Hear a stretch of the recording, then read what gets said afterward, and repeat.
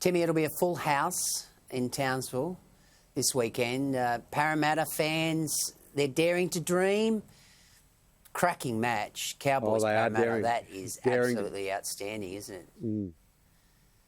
Oh, it will be a ripper. And look, my son's come up here to Arrowfield with us. He's got his Parramatta jacket on. He hasn't taken it off since last Friday night when the Eels had that cracking win over Canberra. So Louis and many, many other Parramatta supporters are very excited about the opportunity to play North Queensland. And if they replicate that kind of form, they can beat North Queensland. Their record up there is pretty poor, but they dominated Canberra. And Moses, Gutherson, if that big forward pack does the job, they can really press on North Queensland. And remember, they haven't won the premiership since 1986. That trophy cabinet needs to be stocked up, Gleeson. 81, 82, 83, 86, and then it's been donut ever since.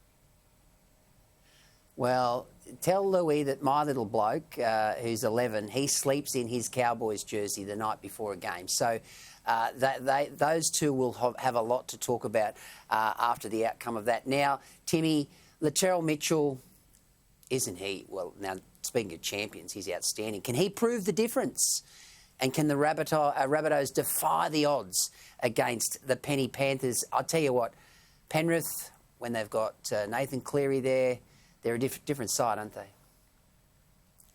Oh, they deserve their favouritism. There's little question of that. They won the last premiership last year. But if there is one player that can lead South Sydney to an upset win, it is Latrell Mitchell. As far as I'm concerned, I think he is he is that X factor that's left in the competition. Of the four teams, he's the player, if the other guys in his team do the job, that can get his side the win. This is going to be an exceptional game of footy. They dominated the Sharks, and him and Cody Walker weren't at their brilliant best. If they are at their brilliant best and everyone else does the job, they can beat Penrith. But it is quite salivating, isn't it, to think that we might see a South Para grand final. I think any of these combinations would be a great grand final.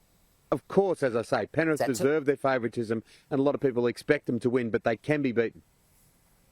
It's that time of year, isn't it, Timmy? It's just an outstanding time to be watching footy. And before we go, I know you're a big fan of Cameron Smith, the golfer. He very controversially joined the LIV Tour. Of course, the Shark, Greg Norman behind that. He won his first event at the weekend over there in Boston, and he pocketed about $5.6 million US. It's big bickies, isn't it? Gets you on a long way. Gets you a long way on a ferry, doesn't it? That kind of money. And it's more than what he won in the Players' Championship. If anyone thought that this guy was going to be rattled by the whole idea of the controversy of moving to the LIV Tour, they need to think again. He really is unflappable. He's a fantastic golfer. We saw that at the end of the British Open. A little anecdotal story with Cameron Smith a few years ago when I was working on early morning TV. I was out there watching the Australian Open, following Cameron Smith around. This bloke come up to me, he goes, "Mate, did you eat that meat pie you were talking about on the telly?" And I said, yeah, I did. And it was Cameron Smith's dad. And then in Melbourne a couple of weeks ago, I was interviewing Cameron Smith. He goes, "Oh, you're the pie eater. You're the pie eater." So he's that kind of guy. He's our kind of guy. You are a great pie eater. You're a great pie eater, Timmy Gilbert. Way back. Timmy, great to see you, mate. Thanks for joining us tonight on Credlin.